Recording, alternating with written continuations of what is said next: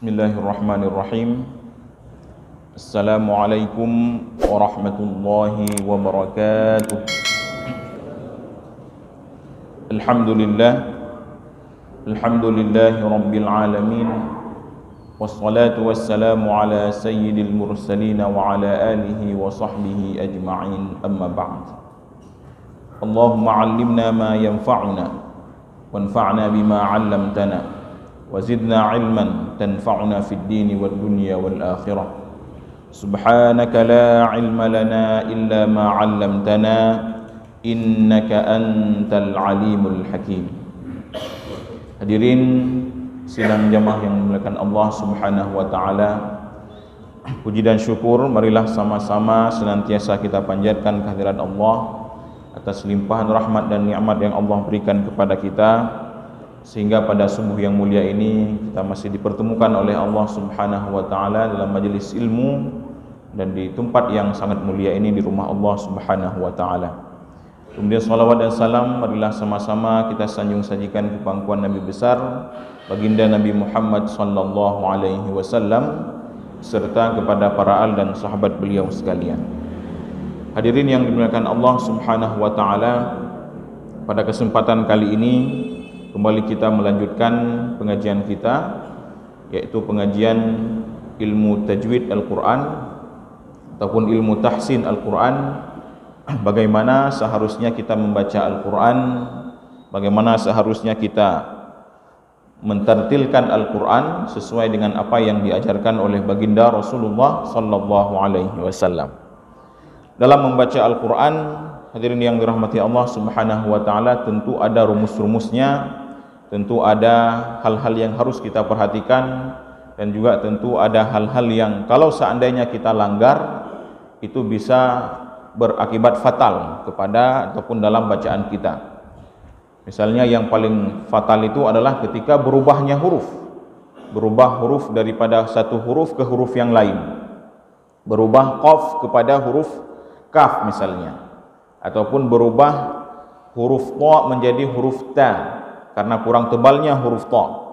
Itu berakibat fatal dan bahkan bisa merubah makna dari sebuah kalimat ataupun sebuah kata, sehingga membuat bacaan yang kita bacakan itu tidak tepat. Makanya Rasulullah sallallahu alaihi wasallam dalam sebuah hadis menyebutkan, rubba qari'il Qur'an wal Qur'anu yal'anuh. Betapa celakanya orang yang membaca Al-Quran sedangkan Al-Quran itu melaknatnya. Dia membaca Al-Quran, tetapi Al-Quran sendirilah yang melaknatnya sendiri itu. Artinya yang melaknat orang yang membacanya. Kenapa? Karena dalam membaca Al-Quran dia tidak memperhatikan segala hukum-hukum yang berhubungan dengan Al-Quran. Kita kadang-kadang lupa bahwasanya hal yang kewajiban yang paling pertama yang ada bagi kita terhadap Al-Quran adalah membacanya. Kita belajar ilmu-ilmu yang lain, tidak ada masalah, tidak ada larangan, bahkan sangat dianjurkan. Tetapi jangan kita lupakan bahwa yang pertama sekali wajib kepada kita, kewajiban kita terhadap Al-Quran adalah membacanya dengan betul, membacanya dengan benar, sesuai dengan apa yang telah diajarkan kepada kita oleh baginda Rasulullah sallallahu alaihi wasallam. Apakah memang disuruh kita untuk membaca dengan benar? Ya memang seperti itu. Allah berfirman dalam surah Al-Muzammil, warattilil Qur'ana tartila, dan bacalah oleh kalian akan Al-Quran secara tartil. Dalam makna kata-kata tartil, warattilil Qur'an, ini perintah. Al-aslu fil amri al-wajib, ya, al-wujub. Jadi pada dasarnya segala sesuatu yang disuruh oleh Allah, yang diperintahkan oleh Allah dalam Al-Quran, itu pada dasarnya semuanya wajib. Maka membaca Al-Quran secara tajwid, membaca Al-Quran dengan baik dan benar, itu merupakan salah satu kewajiban bagi kita sebagai seorang muslim di antara kewajiban-kewajiban kita yang lain. Maka belajar ilmu tajwid ini juga sangat penting, hadirin yang dimuliakan Allah Subhanahu wa taala. Kita hari ini kadang-kadang tidak terlalu memperhatikan, bahkan di sekolah-sekolah ataupun dalam kurikulum di sekolah-sekolah kita seakan-akan Al-Quran itu hanya dikonsumsi, hanya dibaca oleh anak-anak saja yang menyokat roh tingkat SMP kehanali Al-Quran, SMP, SMA, bahkan perguruan tinggi itu tidak ada lagi Al-Quran. Tetapi yang sangat kita sayangkan hari ini adalah setiap tahun penerimaan mahasiswa baru, baik itu di UIN ataupun di Unsyah kita, di negara kita yang bersyariat Islam ini, selalu kita dapatkan ternyata 70%, 80% mahasiswa, calon mahasiswa-mahasiswi itu tidak bisa membaca Al-Quran. Maka sangat kita sayangkan, hadirin yang dirahmati Allah Subhanahu wa taala. Maka oleh karena itu belajar Al-Quran, belajar tajwid, dan belajar tahsin Al-Quran ini perlu kita gaungkan kembali, perlu kita hidupkan kembali. Jangan kita merasa bahwasanya dengan kita sudah mampu beribadah yang wajib-wajib kepada Allah sudah selesai. Belum. Al-Quran yang Allah berikan sebagai kitab hidayah kepada kita, juga Al-Quran juga merupakan kewajiban kita agar dekat dengannya, agar kita bisa membaca Al-Quran. Maka Rasulullah SAW mengatakan, Al-mahiru bil Quran ma'as safaratil kiramil bararah. Orang yang pandai membaca Al-Quran, mereka itu akan bersama malaikat-malaikat pilihan, 10 malaikat yang utama itu. Artinya mereka akan ditempatkan oleh Allah nanti di hari akhirat bersama malaikat-malaikat pilihan. Saking tingginya derajat mereka. Walladzi yaqra'ul Qur'ana wa yatata'ta'u fihi wa huwa syaqun 'alaihi falahu ajran. Dan orang yang membaca Al-Quran sedangkan dia berat membaca Al-Quran, dia membaca Al-Quran lagai kameng tibate, terbata-bata dia baca Al-Quran. Maka apa kata Rasul? Apakah dia berdosa? Falahu ajrani, dia dapat dua pahala, dengan syarat dia terus mau belajar. Yang pertama pahala dia membaca Al-Quran, dan yang kedua adalah karena pahala kesusahannya, kesulitannya dalam membaca Al-Quran. Maka hadirin yang dimuliakan Allah Subhanahu wa taala, semuanya yang berkaitan dengan Al-Quran itu semuanya baik. Kalau kita mau baca dan terus mau belajar sampai kapanpun, kalaupun kita tidak akan pernah bisa baca Al-Quran, dan tidak mungkin itu. Karena Allah Subhanahu wa taala la yukallifullahu nafsan illa wus'aha. Allah telah wajibkan kepada kita untuk bisa baca Al-Quran. Maka tidak mungkin Allah Subhanahu wa taala tidak memberikan kepada diri kita masing-masing, tidak memberikan kemampuan kepada kita untuk bisa baca Al-Quran. Ini tidak mungkin. Karena kalau seandainya Allah sudah wajibkan, pastinya ada kemampuan dalam diri kita untuk bisa membaca Al-Quran. Maka tidak ada alasan hari ini orang bilang, lu dengkukan orang Arab, lu orang Aceh, jadi lu baca bebi mungkin laju. Itu tidak jadi alasan. Karena Al-Quran itu sudah Allah ajarkan kepada kita, dan tentunya di balik di setiap diri kita itu sudah ada Allah titipkan kemampuan untuk bisa membaca Al-Quran. Lu ingat awal ketika belajar di Mesir, kamu dalam satu majelis itu ada orang Cina. Ya, memang asli Cina, kan Cina danyo, kan Cina daerah danyo. Memang asli Cina. Ya, mereka dari Cina.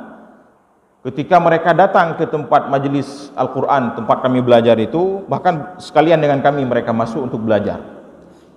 Dengan ketika kita dengar mereka baca Al-Quran, waktu kita dengar orangnya pun gebut, hana ada gebut, baca. Baca Al-Quran lagi dah dengar seakan-akan mereka baca Al-Quran pakai bahasa Cina. Yang saking hana ada baca. Memang parah orang Cina itu ketika mereka pertama sekali baca Al-Quran. Tetapi kalau ketika itu kita merasakan bahwa sang menyo lagi nyo gebut, nyo hanglah-gelah ni. Ada 20 juz gebut hanglah-gelah, sabah huruf hanglah. Beda pegah 20 sikurung bawah huruf, 30 juz, satu huruf saja mereka tidak mungkin bisa itu. Kalau seperti itu cara ngajinya.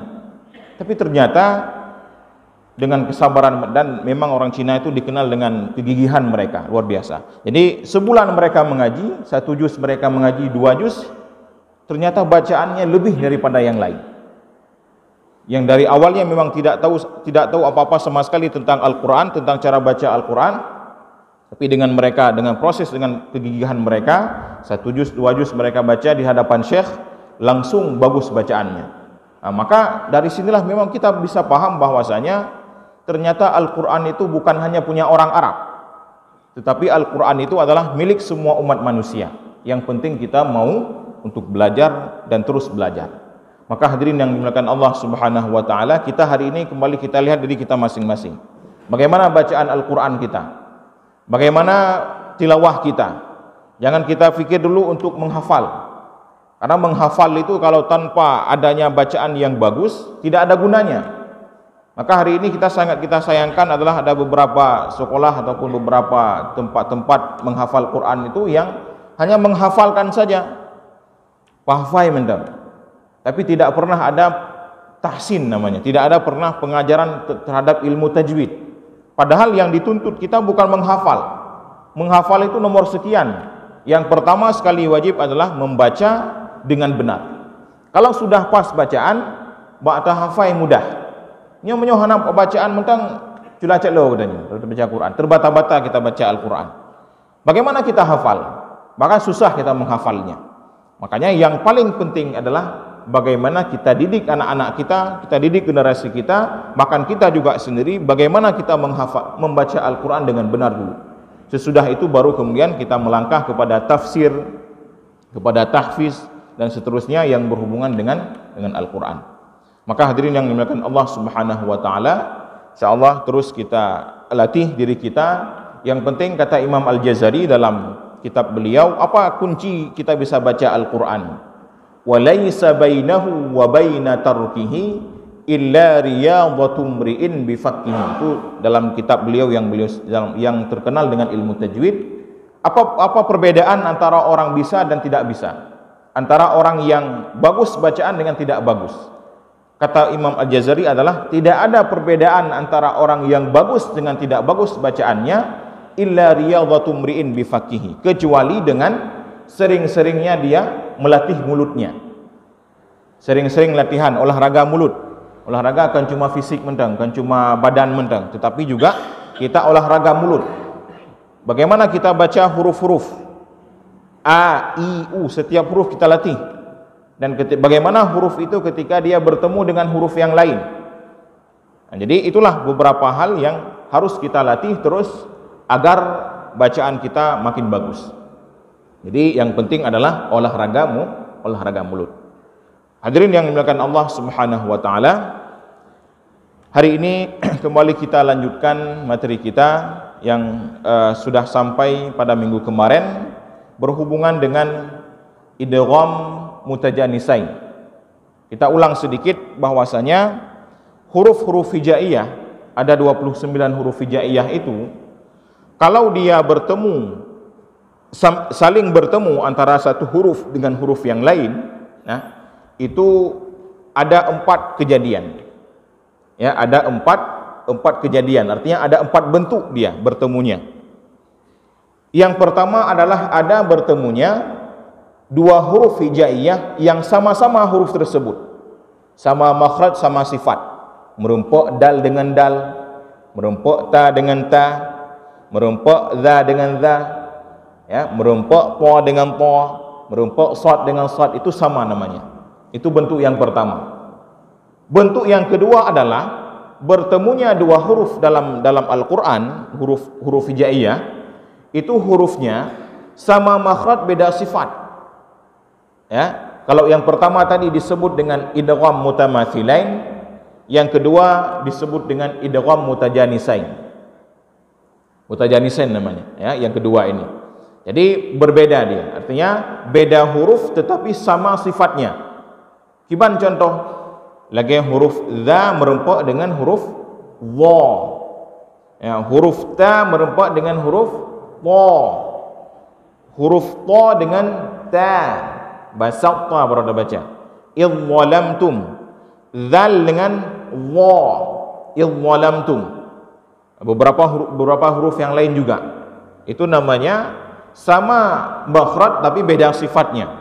Disebut dengan idgham mutajanisain.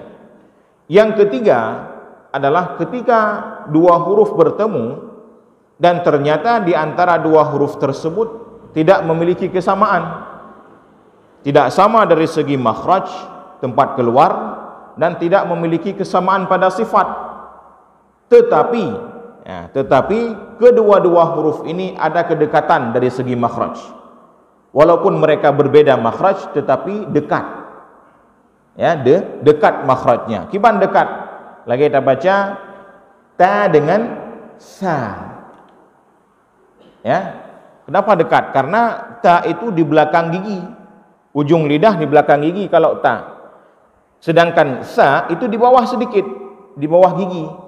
Nah, di bawah gigi seri. Kalau ta tadi di belakang gigi seri, kalau sa di bawah gigi seri. Misalnya berjumpa dengan kadzabat sa, bat sa, ada sa di depannya.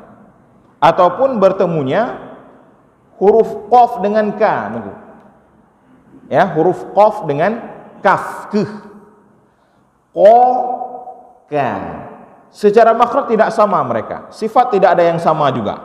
Tetapi kedua-duanya makhrajnya dekat. Qa, ka.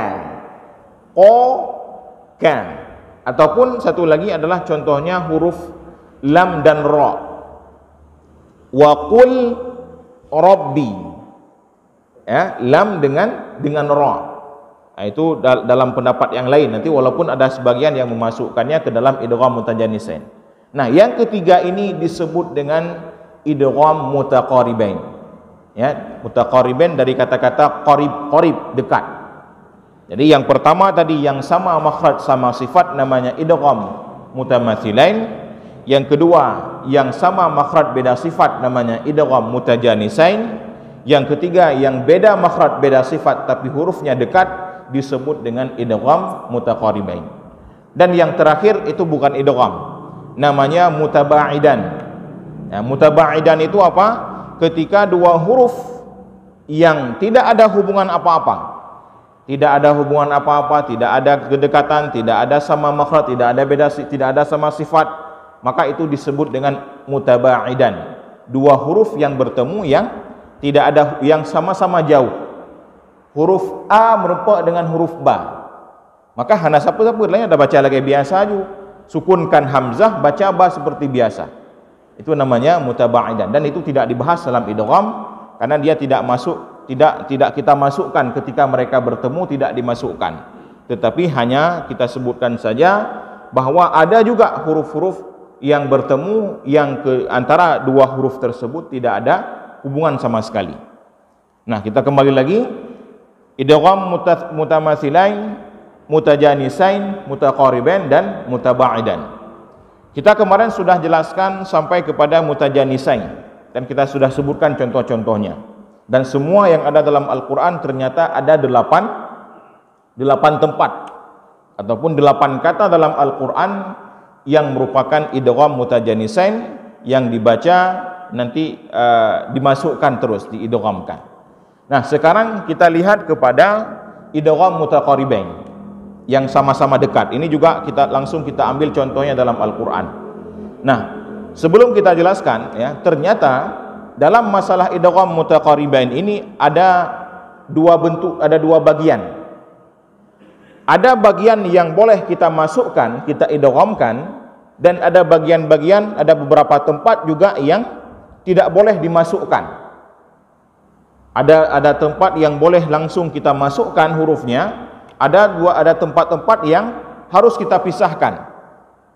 Ya, ini kita tulis beberapa tempatnya. Di sini tempat-tempat yang boleh dimasukkan itu ada 4 tempat. Dan tempat yang tidak boleh dimasukkan artinya harus dipisahkan itu ada 2 tempat.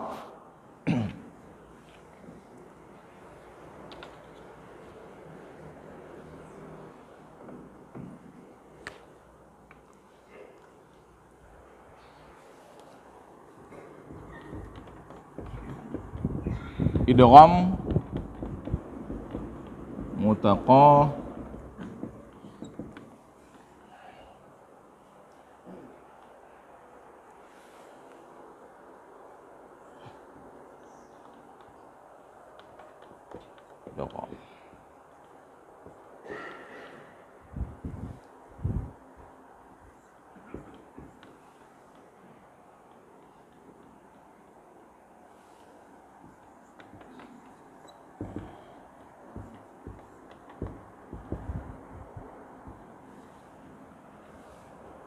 Yang kedua,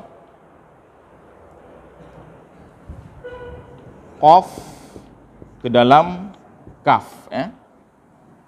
Contoh bacaannya di Al-Mursalat ini, alam lukum.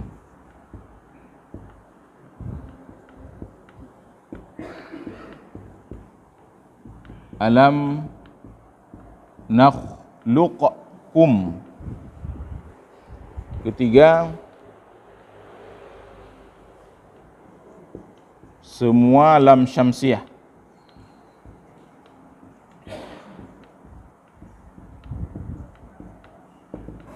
Tiga belas huruf.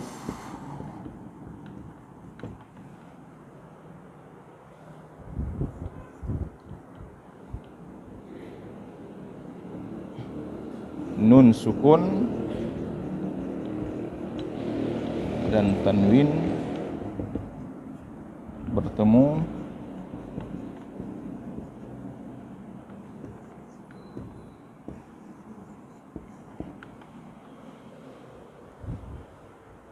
yang kedua izhar. Izhar ini hanya dua tempat. Yang pertama bertemunya dal dengan dhad. Contoh kata-kata faqad dhalla. Faqad dal dhalla. Yang kedua adalah bertemunya ta dengan sa. Contoh kazzabat Samud. Kazzabat Samud.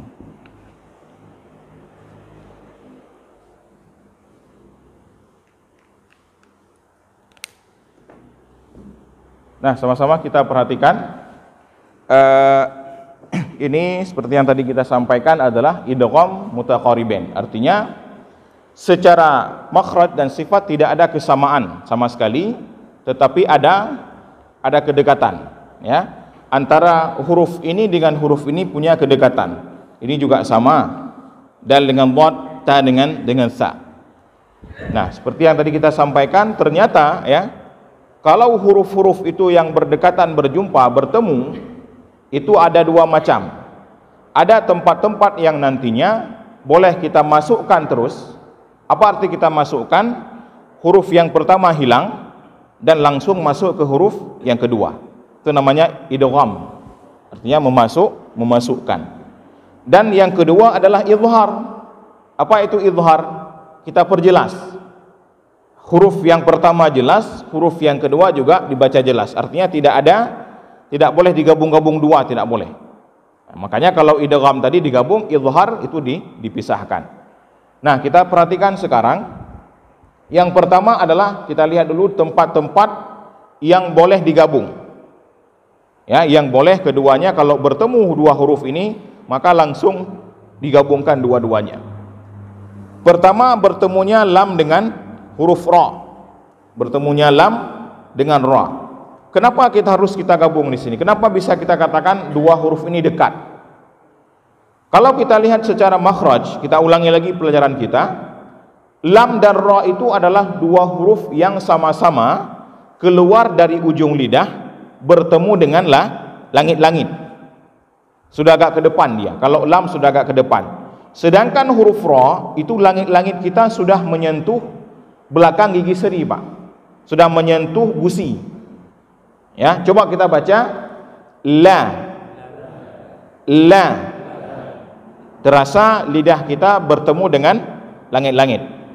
Baik dibaca la di lidah, la lebih lagi nyan. Ya, jangan keluarkan lidah keluar. La kenakan dengan langit-langit atas. Seperti ini, lidah kita kira-kira begini, agak ke depan. Sedangkan huruf ra dia maju sedikit saja. Ra. Sama-sama. Ra. Ra. La. Ra. La. Ra, la. Nah, itu sangat dekat. Ya, antara lam dengan ra itu memiliki kedekatan. Sehingga kadang-kadang kalau kita salah baca, ya, ataupun kalau kita kurang pas baca, itu hampir bersamaan itu antara dua huruf ini. Sehingga ketika bertemu dua huruf ini, itu boleh kita masukkan. Hanya waktu kita baca doa wa qur rabbi adkhilni, itu tidak lagi dipisahkan, tidak lagi dibaca wa qul rabbi, tapi langsung wa qur rabbi. Di mana kita baca ini? Dalam Al-Quran dan juga di luar Al-Quran. Kalau ada doa yang seperti itu misalnya, juga dibaca, digabungkan dua-duanya. Nah, itu yang pertama, bertemunya lam dengan huruf ra. Yang kedua adalah ketika bertemunya huruf qaf dengan kaf. Nah, ini kembali lagi kita kepada makhrajnya. Secara makhraj, ya, kedua-dua huruf ini tidak sama, Bapak Ibu. Tidak sama, tetapi punya kedekatan. Bagaimana kedekatan? Kedua-dua huruf ini itu keluar, yang pertama huruf qaf itu keluar dari pangkal lidah. Pangkal lidahnya, likud lidah, ya. Pangkal lidah, kalau huruf qaf, pangkal lidah kita naikkan ke atas, pertemukan dia dengan langit-langit yang masih berdaging. Langit-langit kitanya ada dua macam, ada dua bagian.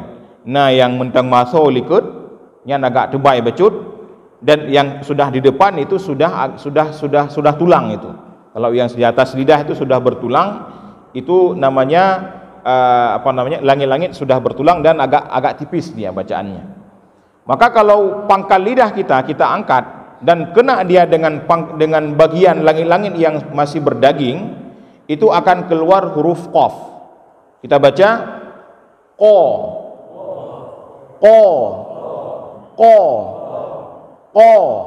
nah, terasa di belakang, ya, agak ke belakang.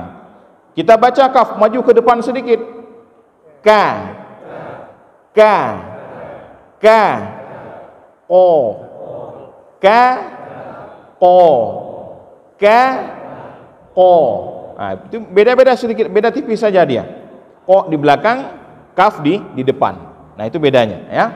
Maka ketika bertemu dengan huruf yang sama-sama, yang dekat-dekat seperti itu, ya, maka dalam Al-Quran kita memudahkan, ya, bahasa Arab, karena susah, Pak. Menyoda baca lagi ayatih benar. Wa qul rabbi, dua gabut tanya. Tak baca lam bila, tak ulang lambat tu. Dira yang sama, yang berdekatan dengan huruf itu. Maka dua kali kerja sehingga langsung gabung terus. Wa qur rabbi. Juga sama di sini. Yang pertama kita sukunkan dulu qaf misalnya. Alam nakhluqakum, nakhluq. Qaf karena dia sukun ada qalqalahnya. Kalau kita baca pisah agak berat itu. Alam nakhluqakum mim, berat. Maka dibolehkan di sini, bahkan cara baca di sini itu dengan dibaca, dihilangkan huruf qaf, langsung masuk ke huruf kaf, gadah qa. Kiban bacaan nakhluq, ya, baik kena qaf, tapi langsung nakhluq. Jadi ketika masuk kita sudah tipis dan keluarkan juga tipis. Karena kalau kita tebalkan alam nakhluq, itu masih qaf itu. Jangan lagi tebalkan, langsung hilangkan qaf. Alam nakhluqukum, hilang qaf. Jadi tidak ada lagi namanya bunyi qaf di sini. Itu pada bacaan alam nakhluqukum, itu ada pada surah Al-Mursalat, itu cuma satu dalam Al-Quran. Jadi cara baca ini adalah hilang qaf, langsung masuk ke dalam huruf kaf. Ya, kita baca sama-sama, 1, 2, 3. Alam nakhluqukum. Jadi menyono baca kaf, baik li tebai. Iban baik tebai langsung berlipih. Nakhluq. Jadi kasiap dah baca kaf. Nakhluq. Menyono tebai mentang nakhluq yang tebai. Ya, menyo agak monyong wabah, nakhluq itu masih tebal, masih jadi qaf. Langsung tipiskan. Kita ulangi. Alam nakhluqukum, alam nakhluqukum. Langsung lukum, bukan lagi lukum. Nah, itu bedanya, ya. Beda antara diizharkan dengan, kalau kita izharkan bagaimana? Di bawah seperti di bawah ini kita baca pisah. Nakhluqukum, nakhluq, itu tidak boleh seperti itu. Dalam bacaan kita itu digabung, ya, tidak lagi dibaca huruf qafnya. Walaupun nanti juga ada beberapa qiraat yang lain yang membacanya memisahkan, mengizharkan, ada. Tapi kalau bacaan kita itu bacaan yang menggabungkan. Nah, yang ketiga itu yang juga yang idgham mutaqaribain adalah itu yang ada pada semua lam syamsiyah dalam Al-Qur'an. Kiban lam syamsiyah? Kiban gekeun lam syamsiyah? Lam syamsiyah adalah lam, ya, yang berada, yang dia lam itu hanya dibaca ketika ketika mulai bacaan saja, tapi kalau wasal dia hilang. Contoh pada kata-kata asyamsu, asyamsu, menyoda baca asyamsu. Nah, lemah a je, ada a kan, asyamsu, asyamsu kita baca. Tapi kalau kita tambahkan waw di belakangnya, gimana baca? Nada baca lam wa asyamsu, anali kan? Jadi tidak lagi kita baca wa asyamsu. Itu namanya lam syamsiyah. Artinya lam yang kalau kita baca di awal, dia sebagai pemula kalimat, pemula kata, dia dibaca asyamsu. Tetapi kalau dia diwasal, disambung dengan huruf sebelumnya, dia tidak lagi dibaca. Lawannya apa? Lawannya namanya alif lam qamariyah. Gimana alif lam qamariyah?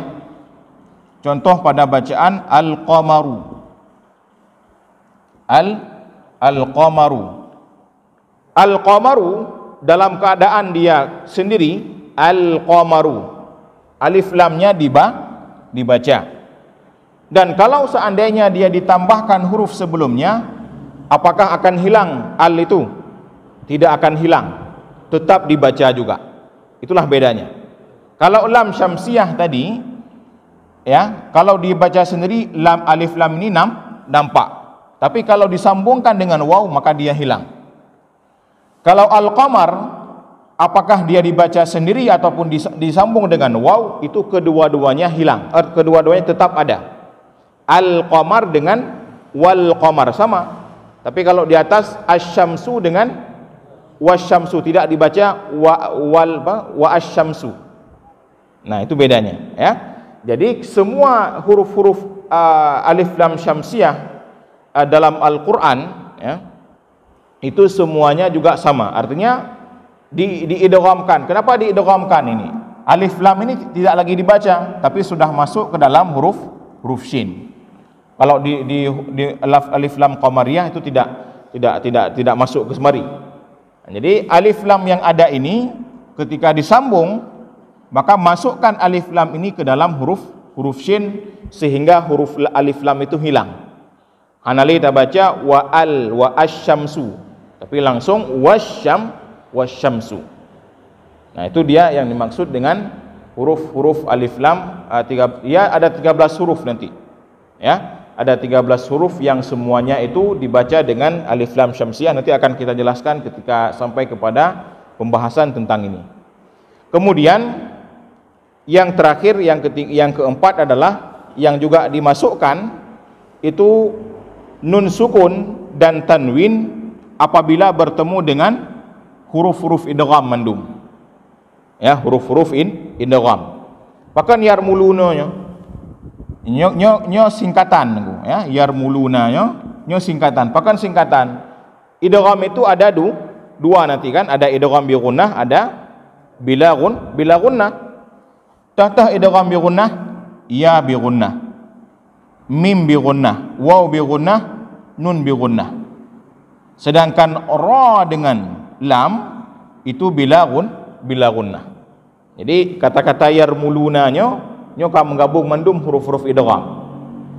Apabila huruf nun dan tanwin bertemu dengan huruf ya, maka mai hilang nun.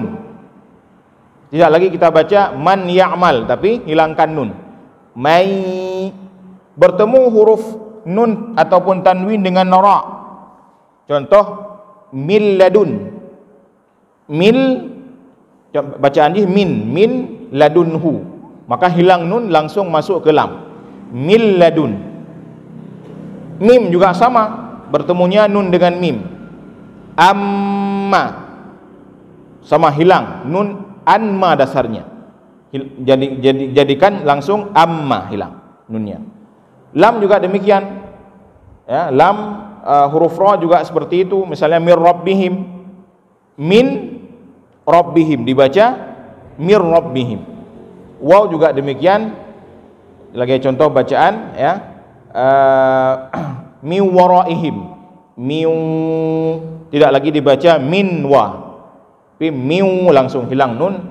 Nun juga sama seperti itu. Kalau bertemu nun ataupun tanwin dengan nun juga, nun yang pertama hilang, tinggal nun yang kedua. Nah, jadi semua pada kata-kata yarmulun ini apabila nun sukun bertemu dengan huruf yang ada pada yarmulun itu, semuanya huruf-huruf awalnya nun ataupun tanwinnya hilang, tinggal hurufnya saja. Nah, itu juga masuk dalam idgham mutaqaribain. Secara bentuknya, walaupun nanti hukumnya dia ada hukum sendiri, ada idgham bi gunnah dan ada idgham bila gunnah. Nah, yang terakhir adalah yang sekarang kita lihat ini, yang izhar. Jadi seperti yang tadi kita sampaikan, kalau huruf yang berdekatan itu bertemu, ada yang diidghamkan, dimasukkan, dan ada yang diizharkan. Sekarang kita lihat yang diizharkan. Yang diizharkan itu hanya dua tempat dalam Al-Quran. Kalau itu bertemu dua. Yang pertama adalah apabila huruf dal bertemu dengan huruf dhad. Dia merempak dengan dhad. Dal lipat di tepi, ya, ujung lidah di belakang, gigi seri atas, sama dengan huruf ta dan po. Ya, letakkan ujung lidah kita di belakangnya, likutnya, belakang gigi seri atas. Ta, da, po, itu tiga huruf. Dal di situ keluar. Huruf dhad di mana keluar? Huruf dhad itu keluar dari tepi lidah. Ya, huruf dhad itu adalah huruf yang keluar dari tepi lidah, samping lidah ini. Samping lidah ini tempat keluarnya huruf dhad. Lidah kitanya lagi kan bentuknya letter U, ya, letter U. Jadi setiap samping itu adalah tempat keluarnya huruf dhad. Sepanjang samping itu, sepanjang tepi lidah itu namanya tempat keluar huruf dhad. Makanya huruf dhad itu dinamakan huruf yang memiliki makhraj yang panjang, sepanjang lidah. Mandumnya makhraj huruf dhad. Maka apabila bertemu dal dengan dhad, bagaimana? Lagi contoh bacaan faqad dal di sini, faqad dhalla. Apakah kita masukkan atau kita buang? Kita pisahkan. Karena kalau kita masukkan juga mungkin faqad dhalla, mudah juga kita baca kalau kita masukkan faqad dhalla. Nah, tetapi di sini tetap dibaca dengan diizharkan, dipisahkan dua-duanya, baik gabung. Maka baca faqad dhalla, tetapkan dal ada qalqalahnya, pastikan dal tetap ada qalqalah, jangan hilang qalqalah. Faqad dhalla, sama-sama. Faqad dhalla, faqad dhalla. Ya, jadi jangan digabungkan terus. Faqad, tapi faqad dhalla. Itu cara bacanya. Yang terakhir adalah apabila ta bertemu dengan sa. Nah, apabila ta bertemu dengan huruf sa, ini agak berat baca pada bacaan. Ta merumpak dengan sa. Ta-nya, ya, karena dia sukun, maka dia punya angin bacut. Bak kadzabat samudnya. Ya, munyo dah gabung mangat dulu jadi baca. Kadzabas samudu. Tapi kalau kita pisahkan, kadzabat samudu, jangan lupa ada angin di tengah itu. kadzabat samudu, kadzabat samudu. Itu cara bacanya. Jadi jangan dibaca kadzabas, tapi kadzabat samud. Itu juga ada satu dalam Al-Quran, walaupun nanti diulang-ulang beberapa kali, tetapi bentuknya hanya seperti ini saja. Nah, coba kita baca kadzabat samudu, sama-sama. Kadzabat samudu. Sigade kadzabat samudu. Jadi anginnya tetap ada, baru kemudian kita masuk ke dalam huruf sa-nya.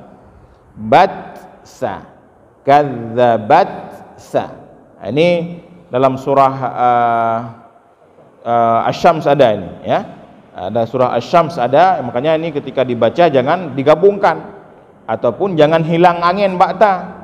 Baik kita baca karena ada penimang sa yang naliku gadah angin bakta. Kadzabat samud. Itu tidak boleh, ya. Maka tetap kedua-duanya harus disempurnakan. Bacaan ta sempurna dan bacaan sa juga sempurna. Nah, maka demikianlah untuk hari ini. Kita singkat saja materi kita tentang idgham al-mutaqaribain, ya. Jadi kita ulangi kembali bahwa idgham mutaqaribain itu ada dua kemungkinan. Ada tempat-tempat yang itu boleh diidghamkan dan ada tempat-tempat yang tidak diidghamkan tapi diizharkan. Maka yang diidghamkan itu ada 4 tempat. Yang pertama pada bacaan lam dengan ra, yang kedua qaf dengan kaf, yang ketiga semua lam syamsiah, yang keempat nun sukun ataupun tanwin yang bertemu dengan huruf ya, ra, mim, lam, waw dan nun. Nah, itu yang diidghamkan. Dan yang tidak diidghamkan, artinya yang diizharkan, itu ada 2 tempat. Bertemunya dal dengan dad, maka dipisah, faqad dhalla. Dan yang kedua bertemunya ta dengan sa, itu dipisahkan juga, kadzabat samud. Jangan digabungkan. Nah, demikian. Sebelum kita tutup, kita lihat satu surah. Kita sudah sampai pada surah Al-Bayyinah. Kita ambil sedikit saja. Kita ambil baduk 5 ayat mentang kecil. Kita ambil 5 ayat saja di surah Al-Bayyinah, di surah lam yakunil ladzina kafaru. A'udzu billahi minasy syaithanir rajim. A'udzu billahi minasy syaithanir rajim. Bismillahirrahmanirrahim. Bismillahirrahmanirrahim. Lam yakunil ladzina kafaru min ahlil kitabi wal musyrikina munfakkin. Lam yakunil ladzina kafaru min ahlil kitabi wal musyrikina munfakkin. Jadi di bacaan kafaru itu nyan bak kafaru baik dama laidung. Baik kafaru yang kada malaidung.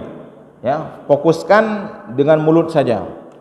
Kafaru jangan baik dengan hidung. Tanya pakai kita menghidung karena babah hana sempurna. Munyo babah hanabih tincu, hanabih monyong, maka kita menglaidung. Karena supaya dia bagus, maka kita arahkan hidung itu. Maka jangan seperti itu. Sempurnakan mulut, biarkan hidung tetap seperti biasa. Nah, kemudian wal musyrikin di shin juga jalan. Wal baik bodoh. Wal musyrikina munfakkina hatta ta'tiyahumul bayyinah. Wal musyrikina munfakkina hatta ta'tiyahumul ta'tiyahumul bayyinah. Baru selemah. Hatta ta'tiyahumul baik gada ya, bayyinah gada baca. Ta'tiyahumul bayyinah. Bayyi. Lagi kita baca ya double, di depannya ada i. Bayyi. Coba kita ulangi dari hatta 1 2 3. Hatta ta'tiyahumul bayyinah. Jadi bertegan. Bayyinah seperti itu ya. Rasul sin tipis, rasul langsung. Rasul. Karena dia huruf tipis, walaupun dia berbaris dhammah tapi tetap tipiskan. Rasulun minallahi yatlu suhufan mutahharah. Rasulun minallahi yatlu suhufan mutahharah. Nyoba ha baik putus syit ya. Mutahharah, tetap ada suara yang jalan. Ya, kemudian tadi dita itu juga sama, jangan lupa anginnya. Yatlu seperti itu. Kita ulangi sekali lagi. Rasulun minallahi yatlu suhufan mutahharah. Ya, jadi haknya tetap jangan putus. Fiha kutubun qayyimah. Kutubun qayyimah. Jadi menyerempuk huruf qafnya, nyo langsung tambang dalam qaf. Baik dia gantung suara. Ya, jangan lagi kita baca tajri min, tapi langsung fiha kutubun bung lagi kita baca ng bung dan tebalkan terus ya. Fiha kutubun qayyimah. Fiha kutubun qayyimah. Dia ada dua huruf ya, huruf ikhfa yang cara bacanya seperti itu Bapak Ibu sekalian. Jadi 15 huruf ikhfa itu ada dua huruf yang kalau kita jadi dia huruf ikhfa, bertemu dia dengan huruf ikhfa, nun sukun dengan nun sukun atau tanwin, maka bacanya langsung masuk, yaitu qaf dengan kaf. Ya. Misalnya bacaan miung itu jangan lagi dibaca mi, karena pada dasarnya bacaan ikhfa memang disamarkan mi, tapi pada qaf dan kaf tidak lagi. Miung langsung. Lagi tanya baca minggu langsung. Mangga lagi ancit. Nah, jadi tidak lagi disamar-samarkan khusus pada dua huruf ini. Kenapa? Karena dua huruf ini memiliki makhraj yang sangat jauh dengan makhrajnya huruf nun. Nah, kita lanjutkan. Wa ma tafarraqal ladzina utul kitaba illa min ba'di ma ja'atuhumul bayyinah. وَمَا تَفَرَّقَ الَّذِينَ أُوتُوا الْكِتَابَ إِلَّا مِنْ بَعْدِ مَا جَاءَتْهُمُ الْبَيِّنَةُ. Itu beberapa hal yang perlu diperhatikan. Yang pertama adalah di mim itu nun sukun bertemu dengan ba, itu hukumnya iqlab. Baik, dah baca nun tapi baca mim. Kemudian ja'at, angin at, nah, itu juga perlu diperhatikan. Kemudian bayyinah, nah, ditekan bayyi menyuhana tadegan mubacut bi hana lemah bayyinah gaduh haji bayyinah, maka tekan bayyinah. bayyinah, seperti itu ya. Kita ulangi dari illa min ba'di. Illa min ba'di ma ja'athumul bayyinah. Nah, seperti itu. Wa ma umiru illa liya'budullaha mukhlishina lahuddin. Wa ma umiru illa liya'budullaha mukhlishina lahuddin.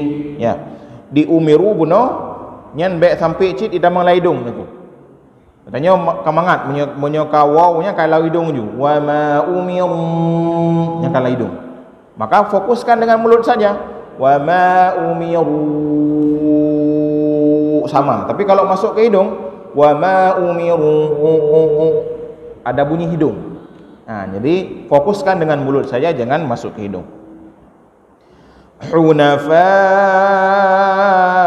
wa yuqimus salata wa yu'tuz zakah. Hunafa'a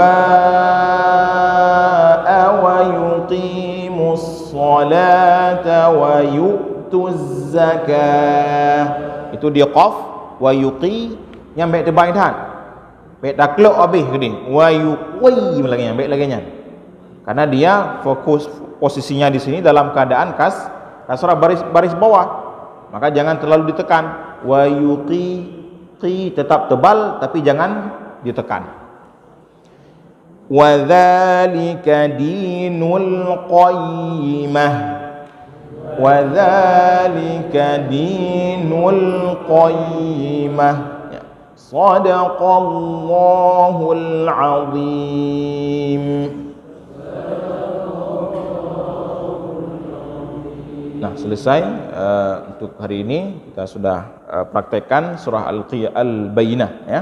Jadi dengan terus kita ulang-ulang, dengan kita perbanyak membaca, insyaallah lidah makin bagah ya, mata bagah, lidah bagah, sehingga bagah kita baca Al-Qur'an. Nah, demikian karena waktu pun sudah agak telat ya. Terima kasih atas perhatiannya. Aqulu qouli hadza wa astaghfirullah li wa lakum. Assalamualaikum warahmatullahi wabarakatuh.